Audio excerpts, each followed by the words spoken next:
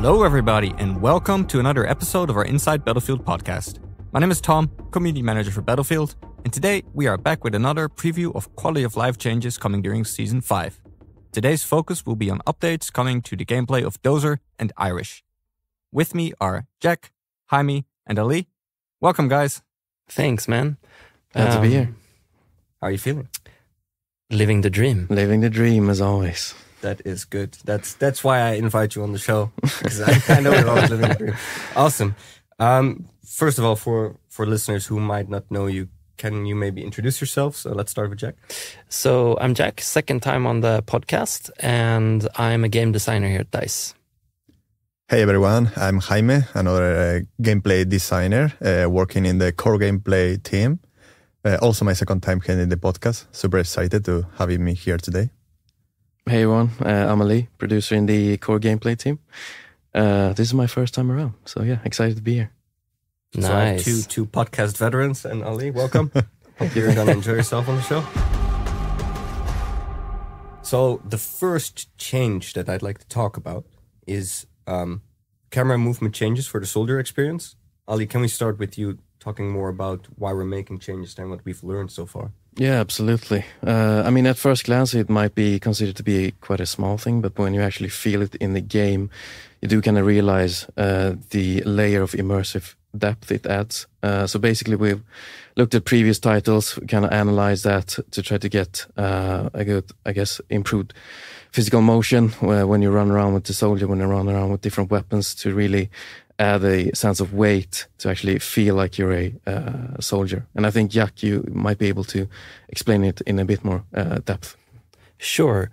So we took a look at it as a team, and we wanted the camera motion to feel more physical, like you're a soldier moving through space.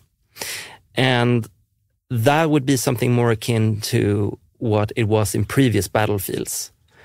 But at the same time, we recognized that 2042 launched with quite a low amount of camera motion. So we needed to push the bar for this while still making sure that you don't get motion sickness. And we also added an option. So in accessibility options, you can find this option called reduced camera motion. And if you put that on, you're going to be using the old camera animations. So you have this choice where if you feel that it's too much for you, you can go back to the old version. But we wanted to bring back what we've seen in previous battlefields with this and make you feel that weight and physicality, as Ali mentioned.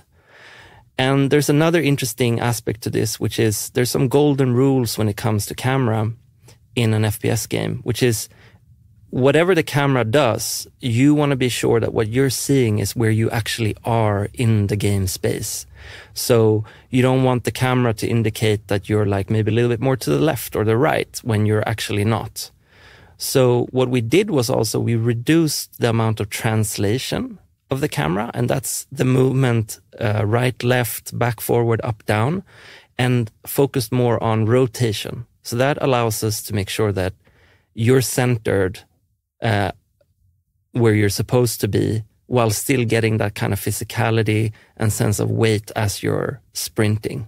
So that's also important to mention. What we're talking about here is camera motion when you're sprinting. And that's both for the normal sprint and the tactical sprint. And it will also vary depending on the weight of the weapon. So overall, you would say the experience with this camera movement is more immersive? It's more immersive. It has a sense of weight, physicality. And it doesn't feel as flat anymore. You really feel that you're, chugging along the battlefield. Okay, yeah, which I personally think is a really nice change. It makes you feel like you're in the battle. Exactly. I mean, you literally just said it like you're running across the field. Cool. And where did we take our inspiration from to make this change from like previous Battlefield titles? Yeah, so we looked at a lot of old Battlefield games, other games too, trying to find what would our approach be here. And I think Battlefield 4 was one of the main games we looked at, and then we wanted to make that work within 2042. So it wouldn't be Battlefield 4 camera motion. It's going to be inspired by that in a 2042 context. Okay, awesome.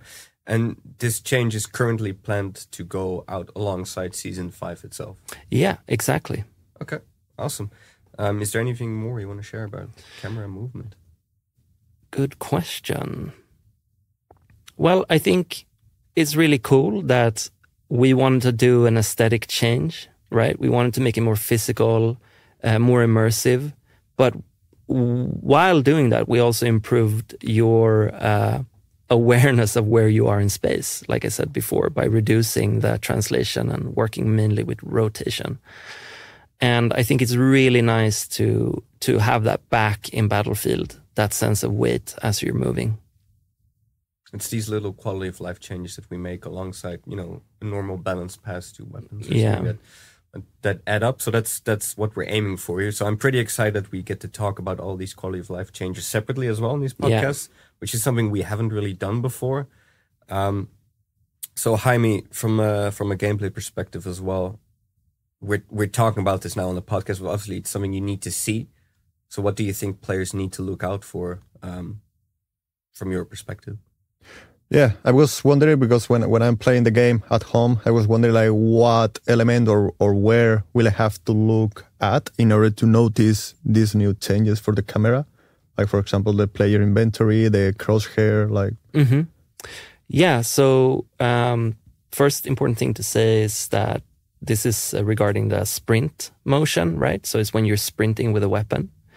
And keeping an eye on the horizon and the sides of the screen as things are passing you by, you will also notice that the camera is moving differently. Moving up and down, right? Like we are simulating the movement of the head. Yeah, it's the movement of the head and the entire body. So when you're making something like this, so when the animator worked on this with me, it's important to be able to translate the sense of the entire body moving. And that's the head, but it's also the shoulders and all these things. And so we're trying to make you feel that movement through the camera by rotating it side to side, up and down.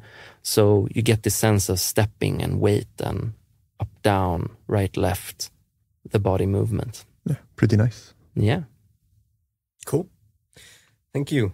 Then over to the APS shootdown sentinel changes we're making for Irish. Maybe, Ali, again, can you lead us from the production perspective? Can you lead us into why we're making the changes and add a little bit of context before Jaime explains the changes from a gameplay design perspective? Yeah, for sure. So we basically, analyzed how the community interacts with Irish and his shootdown sentinel, and we've identified a couple of opportunities to make it a bit more engaging experience, both from a readability perspective, but also from a balancing perspective. So as it currently works is you put it down and it's constantly in the state where it shoots down projectiles. We've done a pass on that, so added different states for it to loop through in order to, I guess, mitigate certain situations where we felt like it was a bit too strong. And we've also worked on increasing the readability, so you understand as a player when you put it down which kind of state it's going through, but also as a player that's on the receiving end, so you're able to play around it in a good manner. And I think, Jaime, you can probably detail a bit more from a design perspective what our thinking is there. Indeed. One of the first points that we have worked on is the new gameplay flow, because as Ali has mentioned, right now there is no downsides, there is no consequences when we are using the Sentinel because it's intercepting enemy projectiles all the time. The new flow, the first step or the first state is going to be the booting state. Like it will take us 1 second to boot it. After this state, the Sentinel will get into searching state. Like it's going to be all the time searching for enemy projectiles. And once it has already searched or found one enemy projectile, will get into the interception state. Like for 5 seconds, it will be destroying and intercepting every enemy projectile. And after those 5 seconds, it will get into the cooldown state for 7.5 seconds. So right now there are going to be more downside, more consequences. It will matter more our choices where we are deciding to place down this gadget. So to summarize that change so far, like you can no longer just place it down and it immediately starts shooting everything. Exactly. For like as long as it's up. Yeah. So you need to be really tactical about when you place it down, because if you place it down too soon or too late, you might not actually intercept the projectiles. Yeah. Okay. And also now the enemies, for example, if we are using signs with the Airbus launcher and that we have 5 different rounds, we will be able to tease an enemy sentinel by shooting one projectile, counting up to 5 seconds in our mind, and then using the other 4 remaining explosive rounds. So we can, from both sides, we will be able to think more in depth about this type of strategies to counter and to defend ourselves. Right, okay. So it like adds a bit of meta to the whole situation. Yeah. That's cool.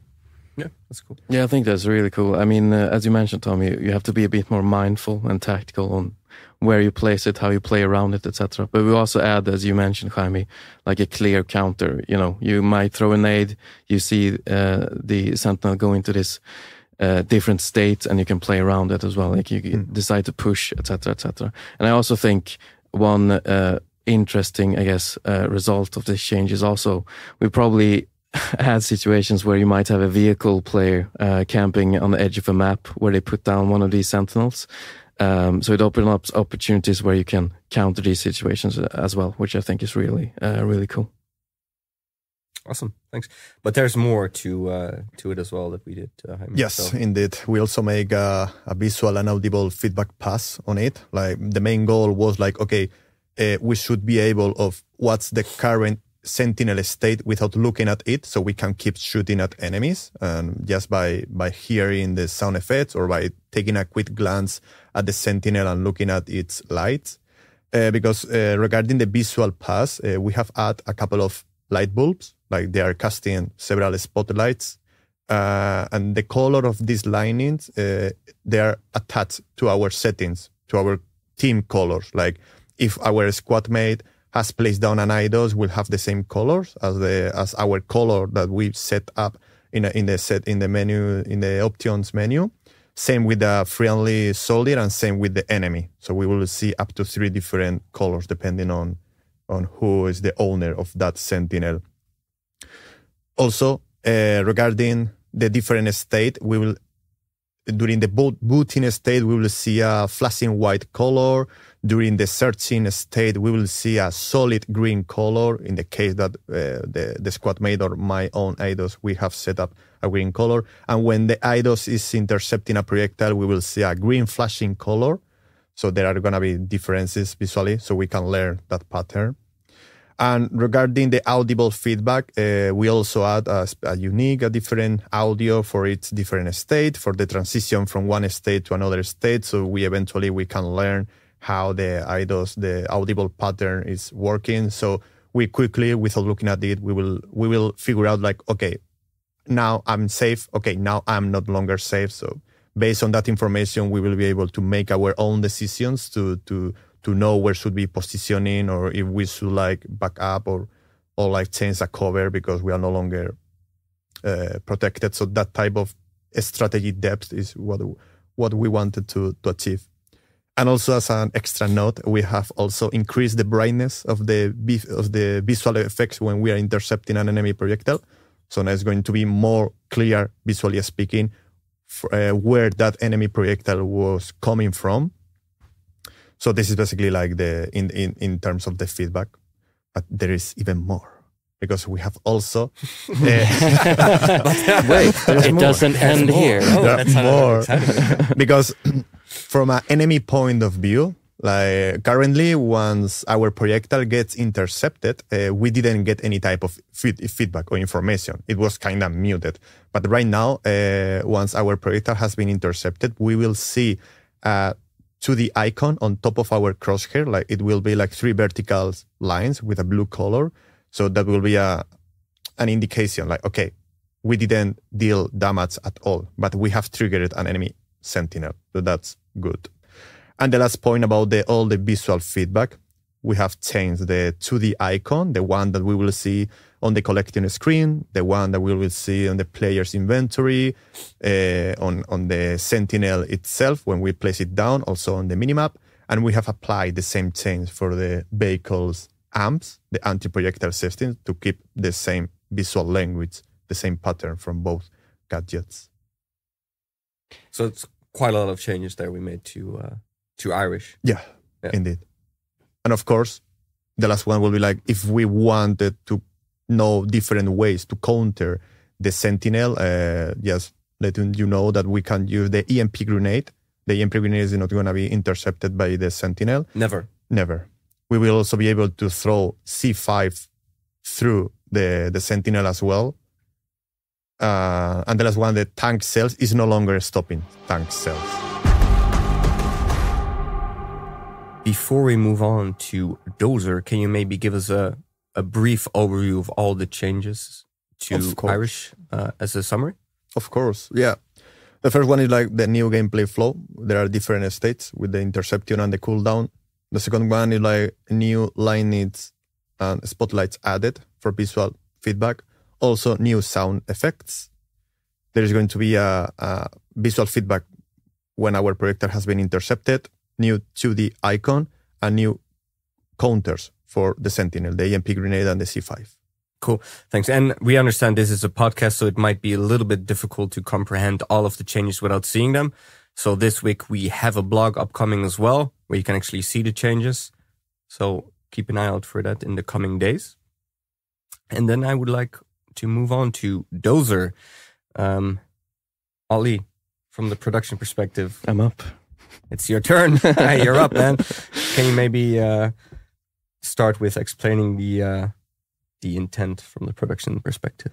Yeah, absolutely. So with the quality of life changes we're doing with Dozer, we really try to encourage players to play him in the most optimal way. We want them to be on the front line and the first ones to kind of charge the enemy position. So we've done the pass on the general movement, but also done a couple of cool things when it comes to XP events. So it's kind of feels satisfying being that person that charges into the battlefield, no pun intended, and try to get the attention, draw the attention to yourself to help your teammate kind of, flank the enemy and push the enemy.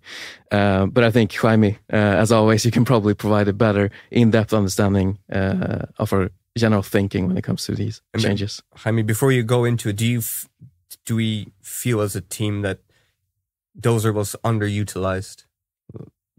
There were large maps. It's not always easy to charge in with a shield, so that's the main intent. Yes, of course. Yeah, there are a couple of large maps. Also, there are open areas. So when we have deployed the shield, like we are moving those a little bit slower. And basically, the main goal from design it was to encourage players to be in the front line, to be in front of our squad mates, friendlies, in order to provide them a movable cover, to break the enemy front line, to be the first to breach in. So that was the mindset from our end, and the fantasy that we wanted to encourage players. So the first change was like, right now we can use the shield when we are on a zip line, so we can lead the way to assault the enemy position while covering all the friendlies that are behind us. And also regarding the balance pass, once we are moving, like we have improved the hit accuracy and the hit registration. So right now, basically the hitbox when we are hitting an enemy is a tad larger, and now the distance is we can attack and we can hit an enemy a little bit farther from our position. So that's really good. That's regarding the attacks. Regarding the movement, we can also strafe, like it's basically moving leftwards, rightwards, and moving backwards a little bit faster. We can also run faster. So we wanted to look for a sweet spot, for a middle ground between, okay, we want to have the juggernaut tank fantasy, but at the same time, we also want to provide a more responsive, or more immediate and smooth controls and experience when we are running around with the shield. And another balance pass is like when we are deflecting bullets, it no longer feels like a lightsaber, or like when we are deflecting bullets, like we are gonna kill all the enemies. Right now, we have increased the bullet dispersion and the bullet spread. So that's really nice from an enemy point of view, and also it felt a little bit unnatural. So sorry, so for the enemy, it's you won't get hit as much from the shield. Yeah, exactly. Okay, Exactly. because we felt that part was too strong, maybe. Yeah, it was too strong because if we start aiming at an enemy with our crosshair, when using the seal, we could deflect a lot of bullets and kill those enemies with their own bullets, and it wasn't like the experience that we wanted to pursue. So that's more indirect now. Like Yeah. you might still, but it's not. Exactly, it's more 100%. natural. Okay, great. There is more bullet dispersion, so that will be all the different balance paths, all the trickables in terms of the movement experience and the attack experience. And also on top of all of these movements and attack, we have also improved the animations, like when we are attacking, when the recovery of the animation, when we are deploying or undeploying the seal, etc. Right now, those animations look more smooth and more natural. So that's really nice as well. But there is more. Like, I love how you keep leading us up to. We noticed that based on the telemetry, that a large amount of players that are using the default field of view, like it's 55. So now we added, like, for every player with a field of view between 50 and 69, when we deploy the seal, we are capping, we are limiting, or we are capping the field of view up to 70 in order to provide a better peripheral vision, so we can be more aware of our surroundings when we are using the seal in order to help that, so we don't get outplayed by players jumping around us, flanking us, etc. Because the point is, like, Dozer must be like the one who flanks and who pushes them. But it was hard for him to see those movements previously? Yes. Okay. And on top of that, when we are using that seal, if we get hit or if we get shot by an enemy, we are going to notice that there are different sound effects. We wanted to increase all that experience when we are tanking bullets. So right now feels more heavy and more impactful, like more deep. Yeah. And also when enemies are shooting at us, if a friendly manages to kill those enemies back, we are gonna get a kill assist. Woohoo! There are two different variations. Yeah. The first one is like an enemy shoots at our seal and one of our bullets one of those bullets get deflected and damage that enemy, then we are gonna get a damage assist. But if none of those bullets hit or impact the enemy, we will get a distraction assist. This is so cool because I've seen players writing about this also, that this is something they would want. Yeah. So But now that there is a great reason to deploy the shield, to be in front of your teammates, and then start pushing, waiting for the moment where you start absorbing enemy bullets. Yeah. Because if the friendlies kill those enemies within 5 seconds, we will be able to get a couple of assists. I also think that the FOV change you talked about is so good. I mean, the impact that has on readability when you're playing with the shield is really big, and I think players will appreciate that, being able to see what's actually around them, if there's a danger there or not, and not just being like shot from the side and you didn't even see that player, right? So this is very good. Yes, indeed. We'll be able to breathe, to get more oxygen. Yeah. Speaking of field of view changes, I realized I should mention something extra also about the camera, which is that the higher your FOV is, the less camera motion there is. So it impacts every motion in the game, actually. So I just want players to know that we develop these things according to the default, which is 55. So the further you go up, max is 105, I think, there will be a little bit less camera motion. And that is for the soldier experience camera. Yeah, exactly. Okay. Just so we're not confusing it with the Dozer change. Just back on Dozer, one thing that I think is really cool when it comes to Dozer, and we've probably all been in that situation when we have a Dozer running towards us, is you kind of lose track of everything else, regardless of what might be happening around you. Like, you get tunnel vision and focus on Dozer only, which kind of brings me to my question, Jaime. What do you think, like, the best kind of tactics are, like, playing around Dozer? Yeah, in order to counter Dozer, there are a couple of ways to kill him. The first one is like using the incendiary grenade. That's going to be quite effective in order to protect one area. for Dozer. Also using the concussing grenade because Dozer has more difficulties to turn around with the seal because it's a heavy seal. Also, we can use it will be cool to avoid 1 versus 1s in tight corridors with Dozer. It will be great to go with a teammate or with a squad mate, and then let's try to flank him because the point of the seal is to provide cover from the front part, not from the sides. And the last one is if we shoot a Dozer with a tank cell or with a rocket launcher, we will notice how Dozer will receive that impact, and then he's going to move away his seal. So he will be vulnerable for 1 second or a couple of seconds. So we can one teammate can shoot the recoilless M5 and then another teammate to shoot with the main weapon. So those will be the 4 main ways to counter him. So it's only with larger tank shells that you get this. Yeah, impact. tank shells and rocket launchers. So he's not a fully impenetrable fortress. No. Okay, that's good. And then I guess as a summary, as we did for Irish, just a summary of all the changes. Yeah, of course. Dozer. The first one is we can use the shield on ziplines.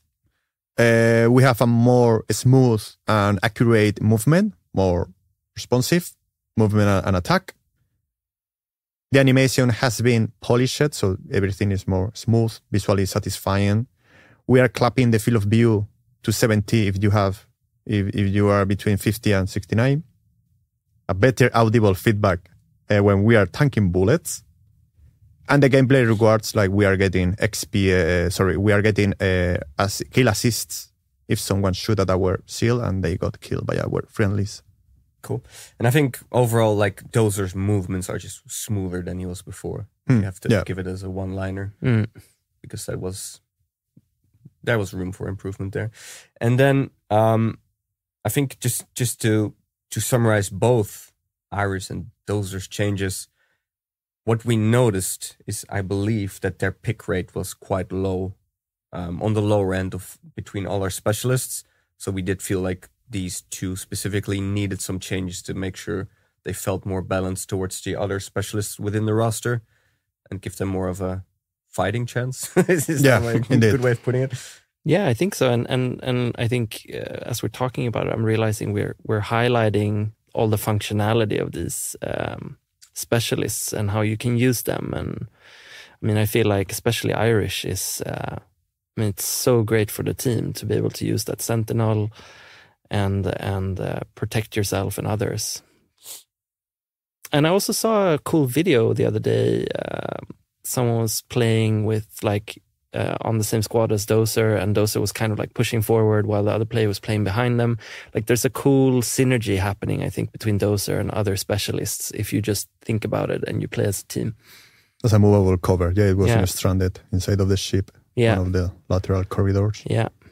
So what is, as designers, what is your expectation how these changes for both of them will play out? Is there anything you want players to look out for? Any tips you want to give? Yes, definitely. For Dozer, that video was one of the examples. We are encouraging Dozer to be okay, the player must be brave enough with this, especially I'm gonna place down this shield in front of in front of my friendlies because I'm gonna protect them and I'm going to break that enemy front line and to unstuck the stalemate situation with the enemy. There are also a couple of videos where there are 2 or 3 Dozers pushing together. That's a beautiful moment. Okay, let's push the line. Yeah. And regarding the Sentinel, it's a more strategy thinking, a more logic approach. Okay, let's get the mind map about the current situation of the enemy positioning. Let's anticipate the enemies. I expect them coming through that corridor, so I'm going to place down this Sentinel here. I will wait 1 second for the booting state. So right now I know that I'm protected 360 degrees by this Sentinel. So while Dozer is a more assault-oriented approach, Irish is more about, okay, let's get a cold thought about the current situation in this room to get the mind map and anticipate the enemies. Cool. So we recommend for players that enjoy Dozer to be more offensive going forward. Yeah. Really charge. Yeah. And Irish be more tactical, which opens up a lot of new opportunities for gameplay because you have to really kind of check out think the ahead. minimap. Yeah. And for enemies approaching Irish as well. I think it was Ali that mentioned earlier that you can technically bait his sentinel now as well. Yeah. So that's pretty cool. Great. So these are some of the quality of life changes coming out in season 5, and we throughout May we've done a few podcasts and blogs where we talk about more changes. So this was, I believe, by the time you listen to this, the third podcast where we talk about what's coming. And today I think I would like to end it on eating some cookies. I wanted to make sure, like, if folks want to listen to this, they can get a good overview of everything that's changing for these quality of life changes. And then if they want to stay for the cookies of the week, which has been a request, then we can go into that now. So we have 2 boxes, and I only want to open one. But which one? I feel like we should open the tigerkakor. Go for it. This is a very Swedish cookie. Can you explain the lore behind this cookie? Oh yeah, I don't know the entire lore, but it's kind of like it's a square, and 2 squares within this square are brown and 2 are white, and it's called like a tiger cookie or chess squares. Okay, and they're really tasty. Yeah, but are they tasty? Yeah, let's see. So let's do a live sound of the unboxing. There we go. Nice. That's the cookie jar being opened. I'm gonna pass it around. Yeah, let's pass it around. Yeah, it's good. We all taste one and then we share our opinions of the cookie. And obviously, for the non-Swedish speakers here, we have to try and pronounce the naming. So Jack can laugh at us, maybe. Yeah. Maybe not. Chakrutor. Yeah. Schackrutor. That's completely... Chess squares. Yeah. Chakrutor. Yeah. Okay, cool. What would that be in Dutch? Schaakkoekjes. No. Cookies. It's like, what is that language? In Spanish it would be like galletas de tablero de ajedrez. Oh, wow. Maybe. Sounds super That sounds exotic. very, very I want to have that cookie. That's how I feel when I hear that. I mean, they literally look like a piece of the chess board. Yeah. Yeah, I hope I wasn't wrong about the tiger cookie, but I think they're called, chess squares or tiger cookie. I don't know what the tiger comes from, but... If we are wrong on the cookie lore, like we are not cookie designers. No. We make games, not cookies. So, Yeah. We're learning about cookies with every podcast. I think that's Exactly. always it's a journey. It's a journey, process. and I love taking that together with our listeners and and you guys. But yeah, so that's all we had for today. So keep an eye out for the upcoming blog where we show the changes we talked about today, so you can see them in a little bit more detail. Or if you prefer to read about it, then you can. Jaime, Jac, Ali, thank you for being here today. It's always nice to sit down with you and talk Battlefield. Thank you so much for Thank the opportunity. you. Yeah, cheers. Any final thoughts, comments from your end? Just I was pumped thinking to... of the prawn. Yeah. The what? No. For this patch, we have not improved the prawn. Like in a previous update, we had a change to prone or something, Yeah. Like Right. soldier prone behavior, but we talk about it on the podcast, and the note for Jaime was just prone. I was like, prone. Prawn feels better in a steep Slopes. in a slope. It's like seared into your mind. Okay. I'm just pumped that the players are gonna see season 5 eventually. For sure. Yes. It's gonna be exciting to get it in players' hands. Yeah, There's think so. a lot more coming than this, so Yeah, there is. So excited to share that once we're ready. Cool. So that's it for today, folks. So thank you all for listening, and we'll catch you in the next one. Bye-bye. Bye-bye. Bye.